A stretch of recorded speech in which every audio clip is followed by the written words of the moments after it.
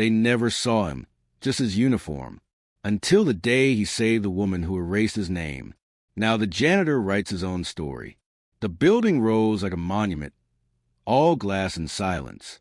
Inside, names echoed through hallways. Titles were badges. Accents were currency. But in the basement, under flickering lights and rust-stained pipes, one man swept the edges of their empire. Ethan Riley, once Delta Force. Now, janitored, he wore Navy coveralls and walked with the kind of grace only soldiers remember. He never corrected anyone when they called him maintenance guy.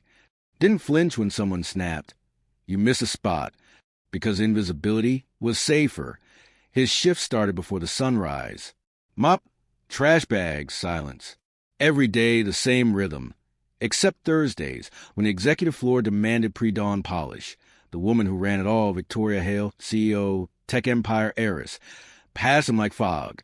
Powerful, perfect, always in heels. Never once said his name. Ethan didn't blame her. They all looked through him. His skin, his silence, his posture. It didn't fit the furniture. It just existed. A.T. home. Everything changed.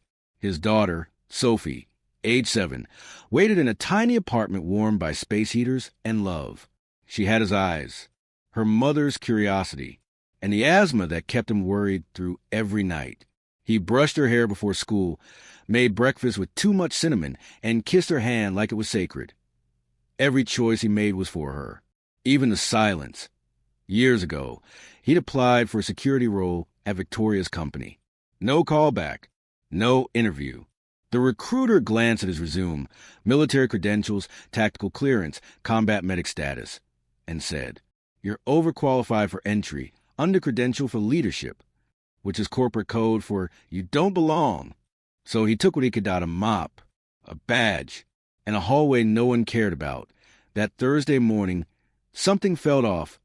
Ethan noticed it first, a shadow in the parking garage, a van that hadn't been logged. Security walked past it twice. Never looked inside. Why would they? It wasn't their problem. Not yet. He followed the hallway cameras, checked reflection angles off the marble walls, measured timing, escape paths. It all clicked, muscle memory, born of war. But he said nothing. Who would listen? That afternoon, Victoria held a board meeting on the 31st floor. Numbers, markets, noise. Ethan cleaned outside the glass doors, eyes moving like clockwork. Then he saw it point two men, moving too fast. Wrong body language, wrong posture. Fake badges, real intent. Point one nodded. The other reached under his coat. Ethan dropped the mop.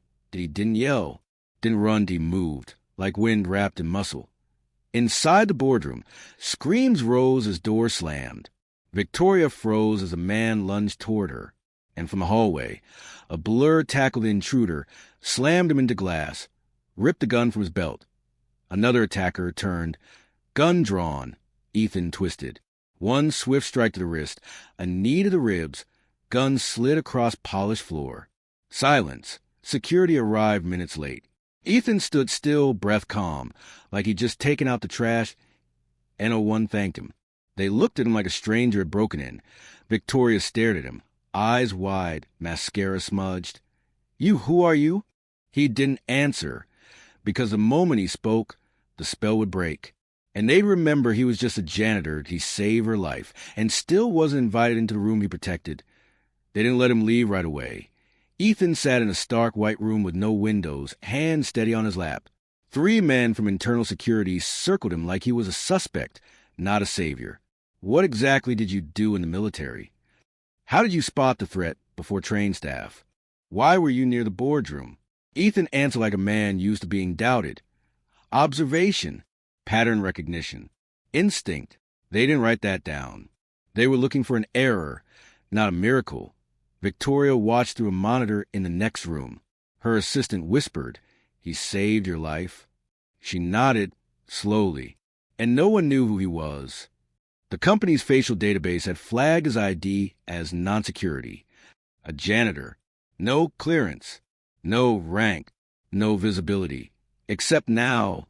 The world had noticed. When they finally let him go, Ethan walked out without looking back. The hallway buzzed. Eyes followed him like static. Some stared with awe, some with suspicion. But the silence said it all. He had stepped out of the place they built for him, back home. Sophie ran to him, arms wide. "You're early." He hugged her tight. She noticed his shirt was ripped at the sleeve. "Were you in a fight?" He smiled faintly. "Something like that." She tugged his hand. "Did they finally let you fix the computers?" He paused. "No, baby. I fixed something else." The next morning, a call came.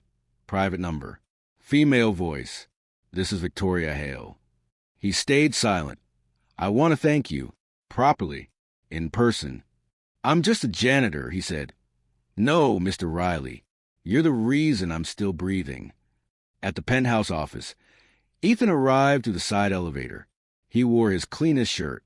Still plain. Still quiet. Victoria stood when he entered. No assistants. No cameras. He waited for her to speak. But she hesitated, not out of fear, but discomfort, the kind that comes when power is forced to see itself in the mirror.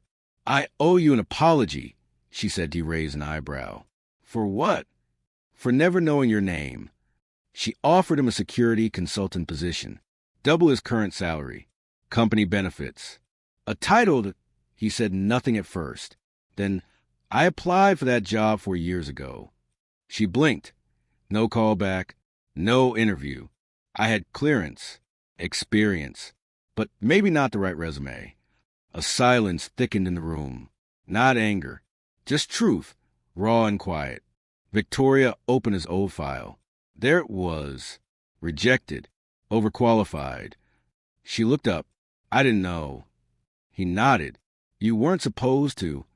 That night, Ethan stood at the kitchen counter, staring at the contract. Sophie colored beside him. "Are you going to take it?" He didn't answer right away. "I don't want them to see me now just because I saved someone. I want them to see me because I exist." She reached up, placed her hand over his. "But maybe now they finally will." The next morning, he walked into the company's HQ. Not as janitor, not as shadow. This time, his badge buzzed green.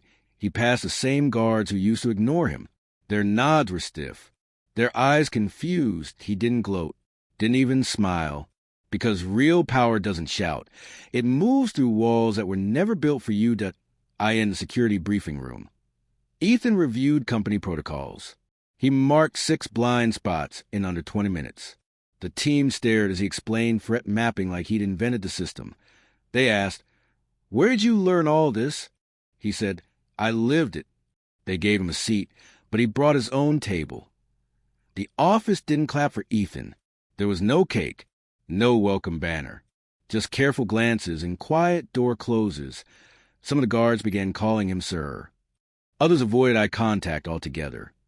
Like if they looked too long, they'd see something they weren't ready to respect. Victoria's board wasn't happy either. One older man said bluntly, "You're giving a janitor tactical authority?" Victoria didn't flinch. "I'm giving the man who saved my life a chance to keep saving others. But he's not trained in corporate environments." She leaned forward. "He was trained to survive war. That's more relevant than you think." Ethan sat in his new office, smaller than most, but with a window. He didn't decorate it. No plaques, no flags, just a photo of Sophie taped to the corner of his monitor. The silence in the room wasn't peace. It was pressure. Being invisible was easier.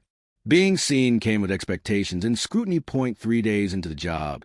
His access badge was randomly deactivated. He waited 20 minutes outside the elevator until someone from IT walked by. "Project's a system glitch," the guy mumbled, avoiding eye contact. It happened again 2 days later. Then someone left an anonymous note on his desk. "Just because you save one life doesn't make you one of us." No name, no handwriting, just fear. That night, Ethan sat on the floor of Sophie's bedroom as she read aloud from her storybook. She looked up and asked, "Do they like you there?" He paused. "Some of them." "Are you going to quit?" He looked down at her, eyes tired. "I've quit a lot of things in my life, baby, but not when someone's watching." The next day, Ethan attended his first executive security debrief. The room was polished oak and performance masks. When he offered insights, real, tactical, experience-backed ideas, someone coughed loudly every time he spoke. One man interrupted him mid-sentence. We have trained experts who handle this level of assessment. Ethan looked at him, calm as stone. I train the people who train your experts. The room went silent. Later, Victoria confronted the executive privately. His response, I'm not being racist. I'm being cautious. She said, that's the same thing when your caution only targets one kind of man. Ethan's old friends from the Janitor crew started keeping their distance too. Not out of hate, out of fear. He wasn't one of them anymore. And in a place like this, belonging was currency. One morning, a fire drill swept through the building. Ethan caught a pattern no one else did, a locked stairwell that shouldn't have been sealed. He flagged it immediately. IT blamed the sensor. He flagged it again the next day. This time, they blamed human error, but he knew better. That door wasn't faulty. It was hiding something. He began running his own scans.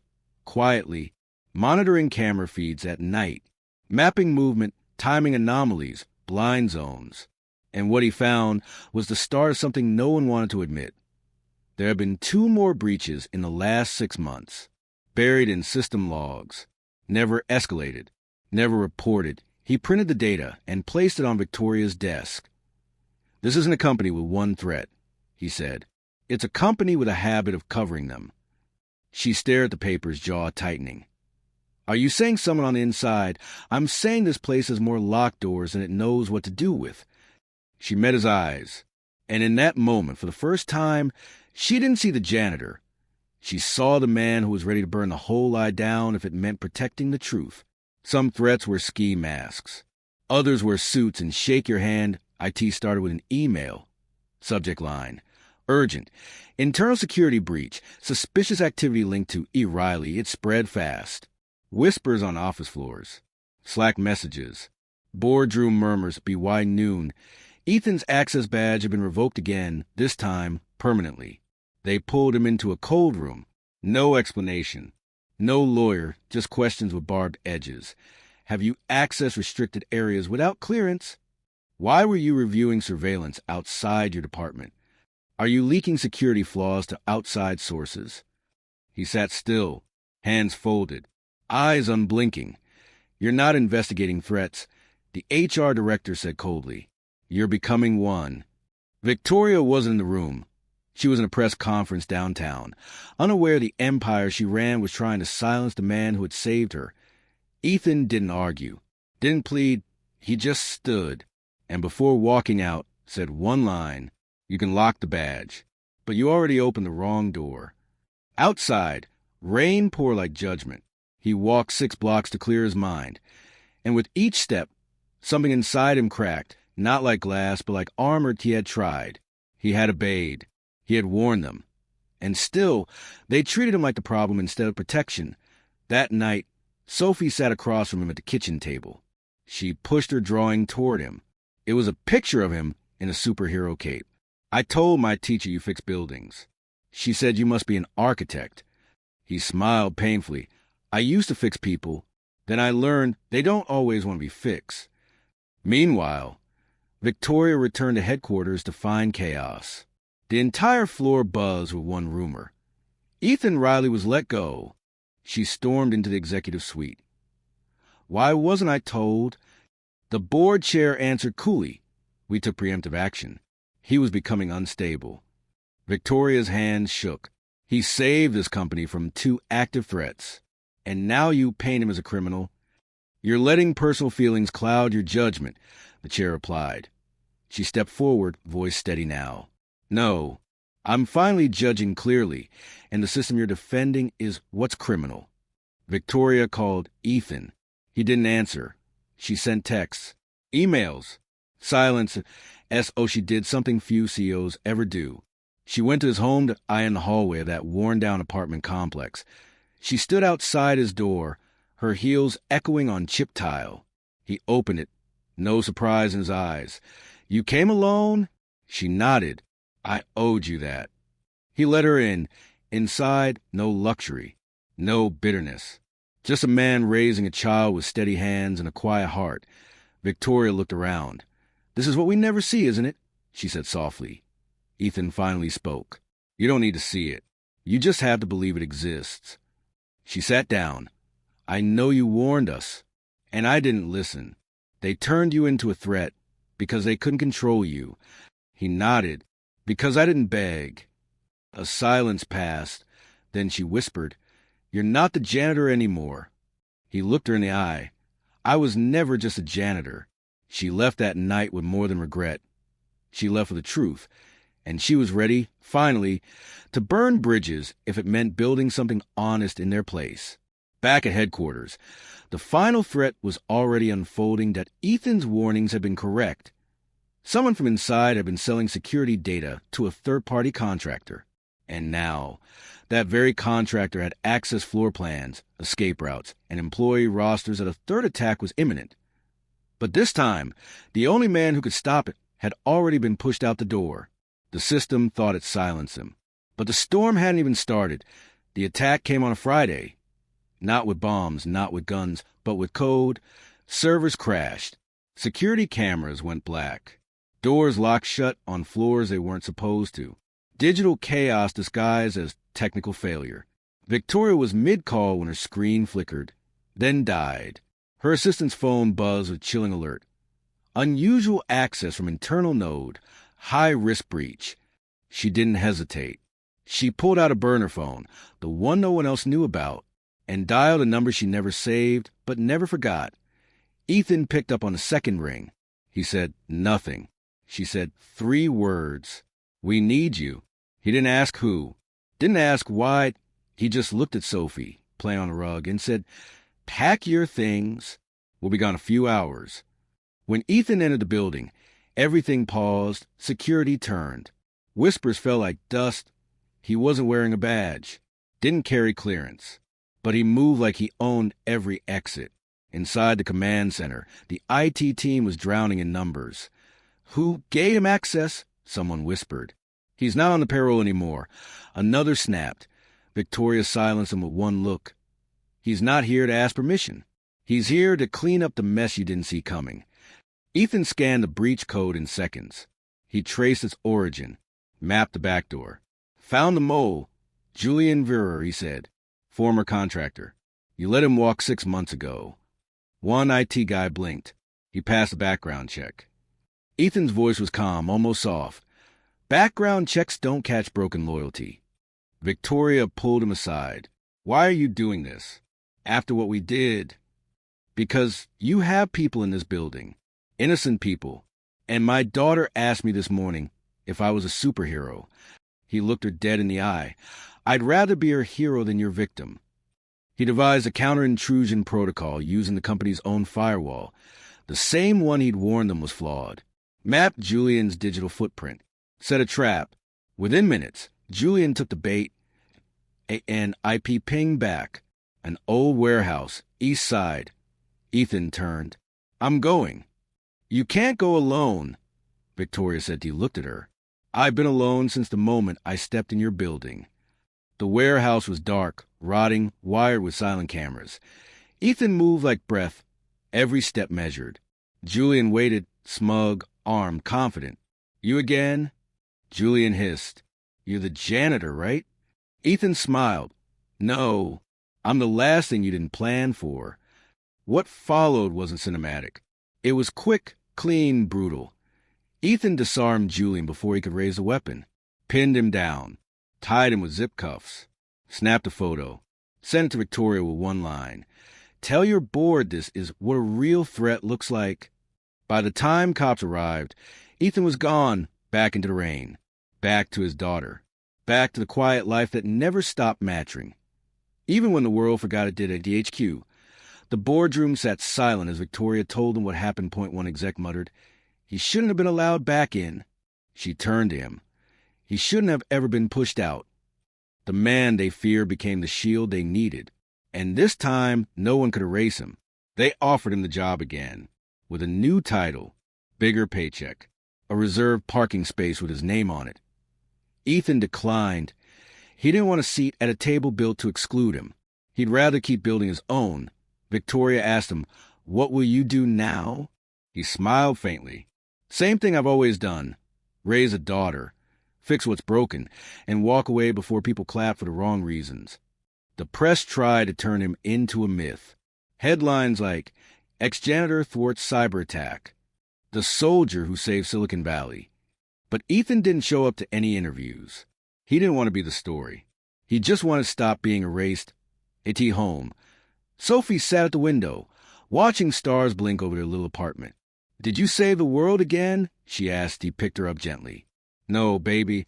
Just save the part of it that forgets we exist." She rested her head on his shoulder. "I told Miss Carmen you're not just a janitor. She said you're a real hero." He kissed her forehead. "She's half right." Across town, Victoria stood before a board. All suits, stiff jaws, tight money. She didn't yell.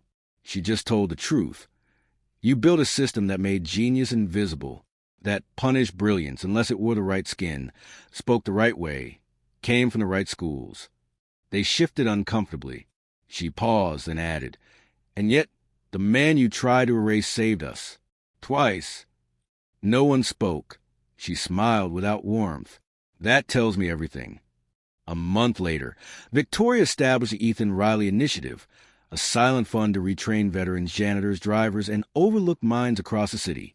No press, no launch event, just an acknowledgement, stamped in policy. Sometimes the people we walk past are the ones who would carry us all. One afternoon, Ethan returned to HQ, not for work, but to fix a security terminal no one could figure out. The same guard who once ignored him now greeted him by name. "Mr. Riley, good to see you." Ethan nodded. Respect doesn't need noise. It only needs to be real. He walked the halls slowly. Saw a new face, a young black technician training on site. Nervous, sharp, eager. The kid glanced up at him. "You're him, right? Ethan Riley?" Ethan nodded. The kid smiled. "You give people like me hope." Ethan didn't say thank you, just rested a hand on the kid's shoulder and said, "Don't wait for them to believe in you. Just keep being undeniable." Outside, the wind moved through the city like a whispered promise. And somewhere in the silence, a little girl dreamed of capes not worn but earned. Sometimes the strongest man in the room is the one nobody ever invited in.